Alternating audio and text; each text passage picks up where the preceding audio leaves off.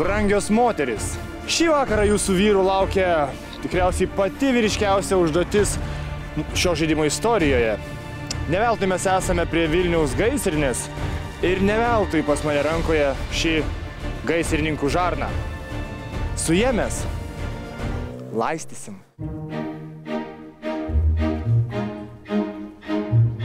O užduotis skamba taip. Kiek iš 10 kibirų jūsų vyras per 3 minutės sugebės pripildyti naudodamasis šią gaisrininko žarną? Kągi, moteris, statykite, o vyram sėkmės.